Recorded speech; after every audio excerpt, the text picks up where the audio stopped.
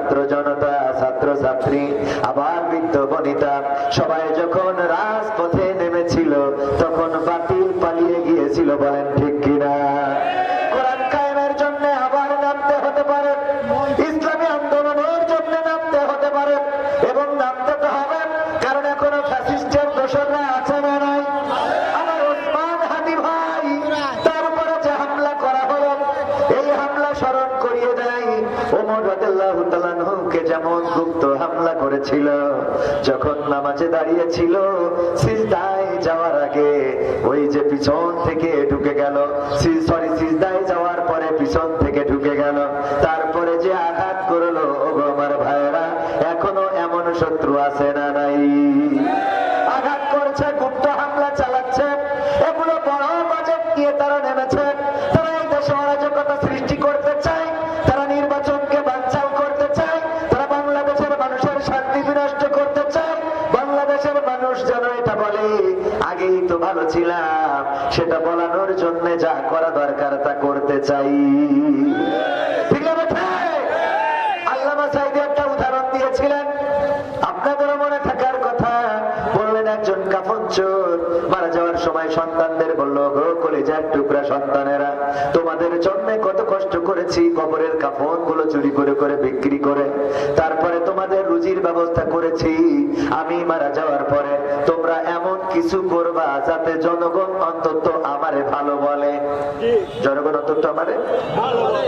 সন্তানেরা চিন্তা করলো, বাবা যেহেতু কাফন চুরি করতাম, আমরা কাফন চুরি করবো না, আমরা নামাজি হয়ে যাব। নামাজি হয়ে গেল।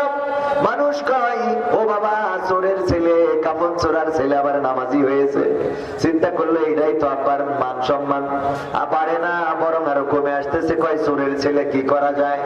নামাজের পাশাপাশি প্রতি ওয়াক্তে তাবারকের ব্যবস্থা করলো। তাবারক নিয়ে যখন বাড়িতে যায়, মানুষ জিজ্ঞাসা করে তাবারক দিয়েছে কে? কয় কাফন চোরার ছেলে। চিন্তা করলো এর থেকে আর একটু ভালো কাজ মনে হয় করা লাগবে। গরিব দুঃখী জনতার পাশে দাঁড়ালো, গরিব দুঃখীর পাশে দাঁড়ালো, টাকা দিল, পয়সা দিল, ঘর দিল, বাড়ি দিল। মানুষ জিজ্ঞেস করে তোমার তো দালান ঘর ছিল না, হইলো কেমনে? কয় কাফন চোরার ছেলে করে দিয়েছে। তারপরে তো কেউ ভালো পায় না, এত ভালো কাজ করি তাও কেউ ভালো, তাহলে কি করা যায়? এবার চিন্তা করলাম কাফন চুরি করবো, আবার কাফন চুরি শুরু করে দিল। লোকেরা বললো বাবাও কাফন চোর ছিল, ছেলেরাও কাফন চোর। সন্তানেরা পরিকল্পনা করলো এটা করে তো হবে না, আরো কিছু করতে হবে, ইউনিক কিছু করা লাগবে। কি করা যায়? একজন সন্তান পরামর্শ দিল, ভাই আমার এক কাজ করা যায়, আব্বা তো শুধু কাফন চুরি করতো, লাশটা কবরে রাখতো, আমরা যেটা করতে হবে, কাফন তো চুরি করবো, লাশটা ওই কবর থেকে বের করে নিয়ে পাশার মধ্যে বাঁশ ঢুকাবো এবং গুরুদাসপুরে ওই থানার সামনে টানায় রাখবো। কথা যা কাজ। এবার এইটা করে বের করে বাঁশ একখান ঢুকায়ে থানার সামনে অথবা গুরুদাসপুরের মোড়ের মাথায় যখন রেখে দিয়েছে, মানছে কয় এর থেকে তো ওদের বাপ ভালো ছিল। ওরা কয় আমরা সফল হয়েছি। ঠিক না? সফল হলো কখন? এমন খারাপ কাজ করলো, সেই খারাপ কাজ দিয়ে মানুষেরা বলা শুরু করলো এদের থেকে তো ওদের পাপ ভালো ছিল, কারণ ওদের পাপ শুধু কাপড় চুরি করতো, লাশটারে তো উঠাতো না। আর এই সন্তান কি করলো, এরা লাশটারে তো উঠাই বাঁশ ভরে আবার টানায় রাখে, এদের থেকে তো এদের বাপ ভালো ছিল। আজকে বাংলাদেশে এমন কিছু করতে চায় যেন জনগণ বলতে পারে এদের থেকে তো পুরাই ভালো ছিল। ঠিক বললাম না? ঠিক বললাম? এই দেশে যা ইচ্ছা তাই করা যাবে না। আমার হাতির উপরে যে হামলা হয়েছে, বাংলাদেশের রাষ্ট্রপ্রধান, সরকারের প্রধান উপদেষ্টা ডক্টর ইউনূস সরকারকে বলতে চায়, আপনার স্বরাষ্ট্রমন্ত্রী এটা একটা অপদার্থ বলতে দ্বিধা করছি না, কারণ তিনি বলেন হত্যা খুন বন্ধ করার সুইচ আমার কাছে নাই। তো সুইচ নাই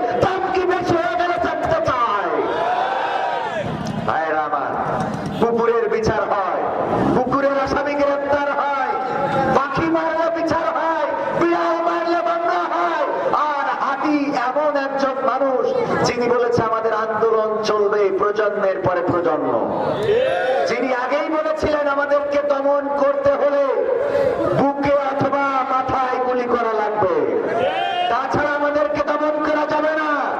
কারণ আমরা দমন হওয়ার জাতি নই, আমরা সেই নবীর উম্মত, আমরা খালিদ বিন ওলীদের উত্তরসূরি, আমরা ওমর আবু বকরের উত্তরসূরি, আমরা ওসমান হামজার উত্তরসূরি, আমরা খাব্বাব খুবাইবের উত্তরসূরি। আমাদেরকে দমন করা যায় না, আমাদেরকে শহীদ করা যায়, তবু আমাদের রক্ত কথা বলে বলেন ঠিক না। ইতিপূর্বে যারা দমন করতে চেয়েছিল বাংলাদেশে তাদের জায়গা হয় নাই। যারা চেয়েছিল বাংলাদেশ থেকে দিনের আলোকে ইউরিদুনা লিইউতফিউ নূরাল্লাহি বিআফওয়াহিহিম ওয়াল্লাহু মুতিম্মু নূরিহি ওয়ালাউ কারিহাল কাফিরুন, ওরা চেয়েছিল মুখের ফু দিয়ে দিনের আলোকে নির্বাপিত করে দেবে, ওরা নিষিদ্ধ করেছিল। কিন্তু আল্লাহ রাব্বুল আলামিন বললেন এইটা সিদ্ধ হবে, তোমরা নিষিদ্ধ হবা। ঠিক না? আল্লাহ দিনের আলোকে প্রজ্বলিত করে রাখবেন, যতই বাতিলদের কাফেরদের কলিজার মধ্যে জ্বালা পুড়া হোক। এই জাতীয় বিপ্লবীদেরকে মেরে দুনিয়া থেকে শহীদ করা যায়, শেষ করা যায় না। শহীদ করা যায়, শেষ করা যায় না। জান্নাতে পাঠানো যায়, তাদেরকে দমন করা যায় না। ওরা জান্নাতে যায়, ওরা জান্নাতি পাখি হয়ে যায়, ওরা জীবন দিয়ে প্রমাণ করে যায় আমরা আল্লাহর থেকে এসেছি এবং আল্লাহতেই ফিরে যাব। জীবন দিয়ে প্রমাণ করে যায়। আর যারা এই কাজগুলো করতে চান তাদেরকে বলে দিচ্ছি, কান খুলে শুনে রাখেন। আইনুদ্দিন আল আজাদ ভাই বলেছিলেন, দেশটা নয়তো কারো বাপের ভিটা, করবে মন চাহিলেই যখন যেটা। দেশটা নয়তো কারো বাপের ভিটা, করবে মন চাহিলেই যখন যেটা। দেশটা নয়তো কারো বাপের ভিটা, করবে মন চাহিলেই যখন যেটা। দেশটা লক্ষ মায়ের ইজ্জতেরই দামে কেনা, মাটিতে বিষয় আছে লাখ শহীদের রক্ত কণা। দেশটা লক্ষ মায়ের ইজ্জতেরই দামে কেনা, মাটিতে বিষয় আছে লাখ শহীদের রক্ত কণা। সেই রক্তের দামে কেনা মোদের সোনার ভিটা, সেই রক্তের দামে কেনা মোদের সোনার ভিটা। তবে কেন অভ্যাস হলো নরেন্দ্র মোদীর চরণ চাটা, তবে কেন অভ্যাস হলো নরেন্দ্র মোদীর চরণ চাটা। দেশটা নয়তো কারো বাপের ভিটা, করবে মন চাহিলেই যখন যেটা। দেশটা নয়তো কারো বাপের ভিটা, করবে মন চাহিলেই যখন যেটা। সে দেশের মাটি থেকে গন্ধ আসে ওই কালেমার, যে দেশের আকাশ ছুঁয়ে রায় দাঁড়িয়ে কত মিনার। সে দেশের মাটি থেকে গন্ধ আসে ওই কালেমার, যে দেশের আকাশ ছুঁয়ে রায় দাঁড়িয়ে কত মিনার। আজানের সুরে সুরে জীবন যাদের গড়ে ওঠা, আজানের সুরে সুরে জীবন যাদের গড়ে ওঠা। সে দেশের মাটিতে আজ নাস্তিকতার ঘন ঘটা, সে দেশের মাটিতে আজ বাতিলেরই ঘন ঘটা। দেশটা নয়তো কারো বাপের ভিটা, করবে মন চাহিলেই যখন যেটা। দেশটা নয়তো কারো বাপের ভিটা, করবে মন চাহিলেই যখন যেটা। সে দেশের সংবিধানে বিসমিল্লাহ থাকে লেখা, সে দেশের সংসদে হয় মদের আইন বৈধ রাখা। সে দেশের সংবিধানে বিসমিল্লাহ থাকে লেখা, সে দেশের সংসদে হয় মদের আইন বৈধ রাখা। বলো না কাকে রেখে কাকে ছেড়ে বলবো কথা, বলো না কাকে রেখে কাকে ছেড়ে বলবো কথা। সবই তো নাচের পুতুল মার্কিন হলো আসল খুঁটা, সবই তো নাচের পুতুল মার্কিন হলো আসল খুঁটা। দেশটা নয়তো কারো বাপের ভিটা, করবে মন চাইলেই যখন যেটা। দেশটা নয়তো কারো বাপের ভিটা, করবে মন চাইলেই যখন যেটা। দেশটা নয়তো কারো বাপের ভিটা, করবে মন চাইলেই যখন যেটা। যারা আজ চিল্লাইতেছে স্বাধীনতা স্বাধীনতা, দেশ নয় তাদের আজি তাদের লাগি মাথা ব্যথা। যারা আজ চিল্লাইতেছে চেতনা চেতনা, দেশ নয় তাদের আজি তাদের লাগি মাথা ব্যথা। আসলে মোদের হলো বদনসিবার কপাল ফাটা, আসলে মোদের হলো বদনসিবার কপাল ফাটা। তাই দি বারে বারে তাদের হাতে ক্ষমতাটা। ঠিক না কথা? আমরা এমন মানুষের হাতে ক্ষমতা দিই যারা সে দেশের জনগণের কথা ভাবে না। অনেকেই দাদাবাবুর গোলামি করে আর অনেকেই পশ্চিমাদের গোলামি করে। আমরা এই দেশে এমন সরকার বসাতে চাই যারা আর কোনো দাদাবাবুর গোলামি করবে না, যারা আর নরেন্দ্র মোদী ডোনাল্ড ট্রাম্প বাইডেনের গোলামি করবে না, যারা শুধুমাত্র গোলামি করবে আল্লাহর আর খেদমত করবে জনগণের।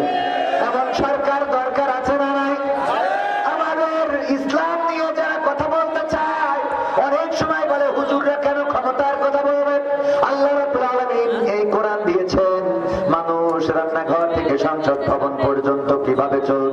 মানুষের জীবন কিভাবে চালাবে, মানুষ সংসার জীবনটা কিভাবে পরিচালনা করবে, সব কথা কোরআনে আল্লাহ বলে দিয়েছে না দেয় নাই?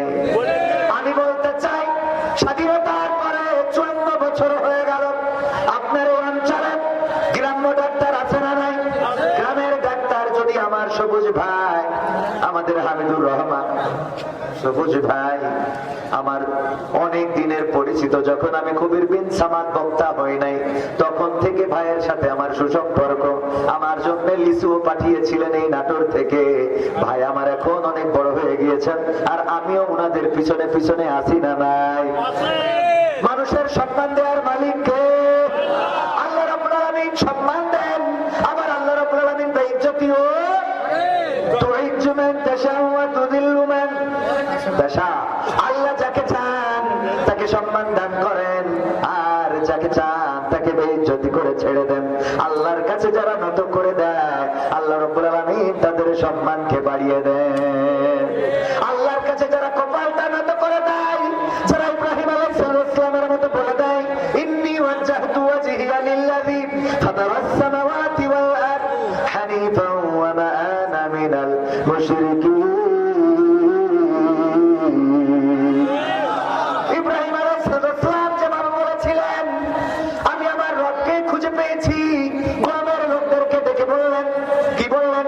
যখন তিনি সূর্য দেখলেন তখন বললেন, ফালাম্মা রাআ শামসা বাযিগাতান ক্বালা হাযা রাব্বি হাযা আকবার ফালাম্মা আফালাত ক্বালা ইয়া কওমি ইন্নী বারীউম মিম্মা তুশরিকুন।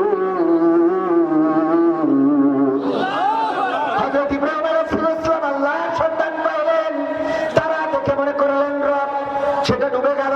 চাঁদ দেখে মনে করলেন রব, সেটাও ডুবে গেল। যখন সূর্য উঠলো তখন বললেন, এটাই আমার রব, কারণ এটা ওইগুলোর থেকে বড়, এটাই আমার রব। কিন্তু সেটাও যখন পশ্চিম দিগন্তে অস্তমিত হয়ে গেল তখন বলল, আমার রব যদি আমার রব আমাকে পথ দেখিয়েছেন, ও আমার কওমের লোকেরা শুনে নাও, আমি তোমাদের সাথে মুশরিকিতে লিপ্ত নই। তারপরে বললেন, আমি আমার মুখটা ঘুরিয়ে দিলাম, ইন্নী ওয়াজ্জাহতু, নিশ্চয় আমার মুখটা ঘুরিয়ে দিলাম কার কাছে? আসমান জমিনের স্রষ্টা যিনি, সেই রবের দিকে। আর আমি ঘোষণা করে দিলাম, আমি মুশরিকদের অন্তর্ভুক্ত নই। এই কথা যখন বলে দিলেন তখন ইব্রাহিম আলাইহিস সালামের উপরে নির্যাতনের স্ট্রিম রোলার চালানোর জন্য ফিরআউন নমরুদ গ্রেফতারি পরোয়ানা জারি করলো, গ্রেফতার করা হলো। তারপরে শাস্তি হিসাবে এখন ফাঁসির কাষ্ঠে ঝুলায়, আর তখন আগুন করে তার মধ্যে জ্বালিয়ে দেয়া হতো। এখন ফাঁসির কাষ্ঠে ঝুলায়, তখন আগুন করে পুরাবেন ইব্রাহিম আলাইহিস সালামকে। কাউকে বা শুলে চড়ানো হতো, কাউকে বা শিরোচ্ছেদ করা হতো, এক এক রকম শাস্তি দেওয়া হতো। ইব্রাহিম আলাইহিস সালাম এটা দেখে ভয় পেয়েছেন? ভয় পান নাই, বরং আল্লাহর কাছে নিজেকে সঁপে দেওয়ার কারণে আল্লাহ বললেন, ইয়া নারু কুনি বারদাও ওয়া সালামান আলা ইব্রাহিম।